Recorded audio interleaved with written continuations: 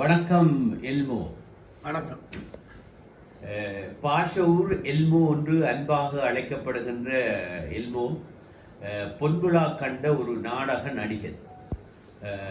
நான் நினைக்கிறேன் நூற்றுக்கணக்கான மேடைகள், பல எண்ணுக்கணக்கற்ற பாத்திரங்கள்,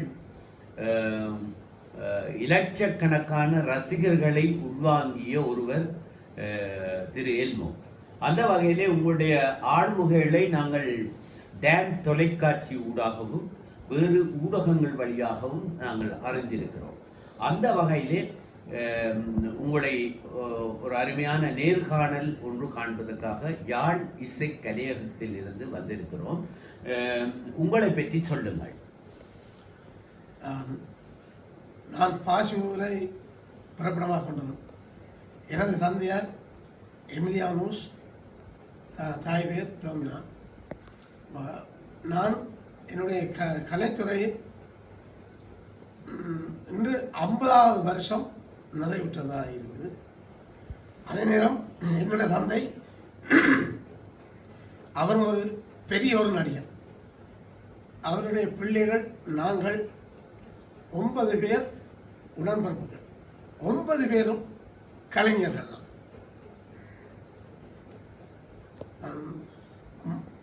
பள்ளிக்கூடம் படிக்கும்போது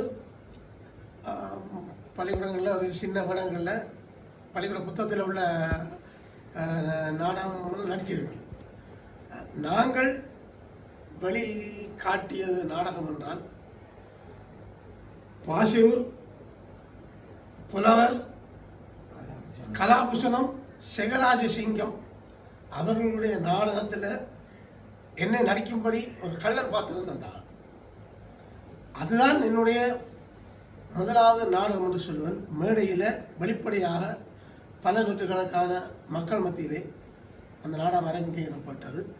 அப்போது உங்களுக்கு எத்தனை வயதாக இருந்திருக்கும்? 14 வயது. 14 வயது. அந்த நாடகத்திலே மக்களால் பாராட்டு பெற்று அதிலிருந்து இன்று வரையும் இந்த கலையை நான் கொண்டு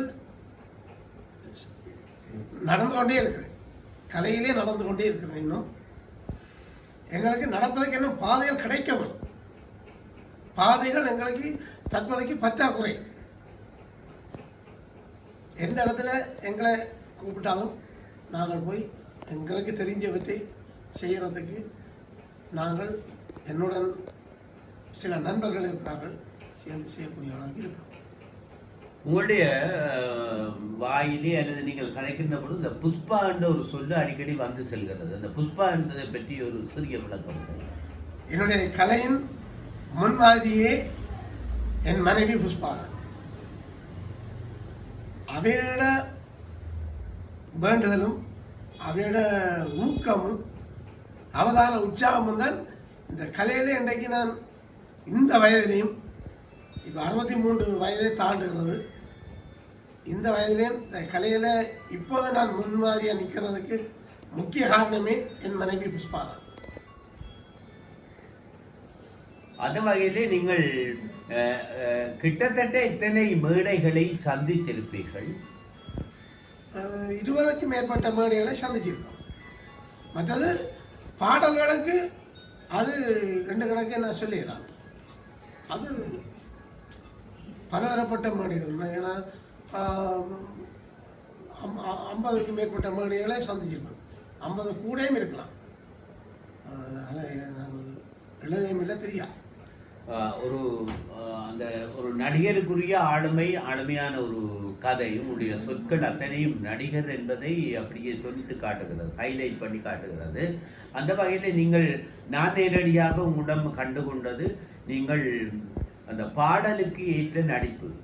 அதை நான் நினைக்கிறேன் 70களிலே நானும் அரியாலையிலே அது அறிமுகப்படுத்தப்பட்ட ஒரு நிகழ்வு. பாடலுக்கு ஏற்ற நிகழ்வு துண்டு காட்சிகள் என்றும் அந்த காலத்தில் சொல்லப்பட்டது.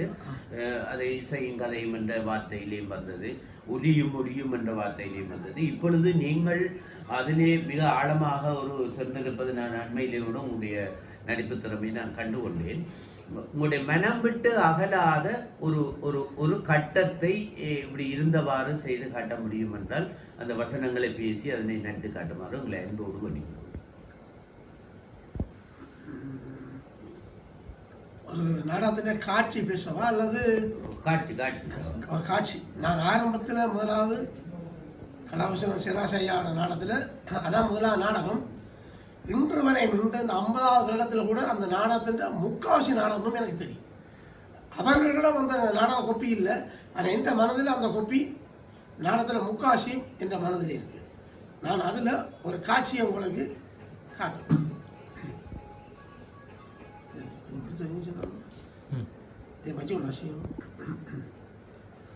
கயங்களும் ரதங்களும் காலாட்படைகளும் வேளாட்படைகளும் பெட்படைகளும் மட்படைகளும் மலிமிக்க மாபெரும் சைனியங்களும் நரலைய கயமன மதிக்கும் நாவாய்ப்படைகளும் வெற்றி திரள் கொண்டு ஏவசுரம் கூட்டுகின்றனவே.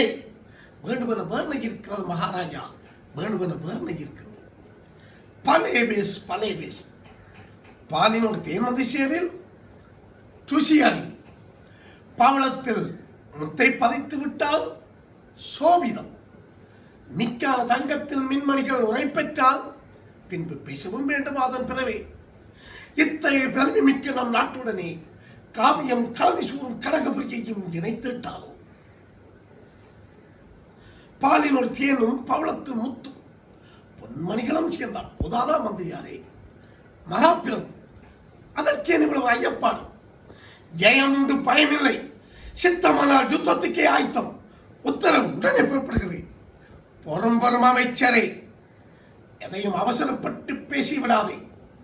யுத்தமும் ஒரு நாட்டை கைப்பற்றுவதும் என்னை கிளிக்கடல் என்று நினைத்து விட்டீர்.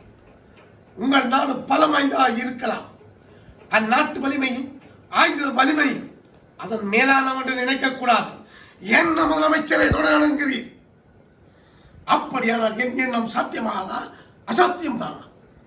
ஏன் ஆகாது மகாராஜா? நமது கல்வரொற்றல் காதலர்களை அதனால நாட்டுக்கு அனுப்பி வைக்க வேண்டும். அப்பொழுது அவர்களை பிடித்து சிறைச்சேதம் செய்வார். அப்படித்தானே? அவர்களை பிடித்து சிறைச்சேதம் செய்தாலும் அவர்களுக்கு கொடுக்க உடையும் கொடுத்து உண்ண உணவும் கொடுத்து வேலையும் கொடுப்பார். அதை நாம் திரும்ப திரும்ப செய்ய வேண்டும். அரசனும் அதை திரும்ப திரும்ப செய்வான். அப்பொழுது மக்கள் அரசன் மீது வரப்படுவார். அப்போது படையெடுக்க வேண்டியதானே அவர் மீது? எதுவும் நல்ல யோசனை தான். சரி, உங்கள் சட்டத்தின்படியே செய்யுங்கள். சிறப்பான ஒரு, நான் நினைக்கிறேன் இந்த 50 வருடங்களில் இன்றைய அந்த நாடகத்தை நேரடியாக கண்டது போல ஒரு சிறப்பு. உண்மையில் இந்த கலைஞருக்கென்று சில அங்கங்கள், அவருடைய சொற்பிரயோகங்கள், அவருடைய ஆளுகைகள் மிக அற்புதமாக உங்களிலே நாங்கள் காணுகிறோம். இந்த யாழிசை கலையகம் இப்பொழுது ஒரு மிக பிரம்மாண்டமான ஒரு சூழலுக்குள்ளே தன்னை சென்று கொண்டிருக்கின்ற நேரம் நாங்கள் ஒரு மிக பிரம்மாண்டமான ஒரு நிகழ்வொன்றை சித்திரை மாதத்திலே நடாத்த இருக்கின்றோம்.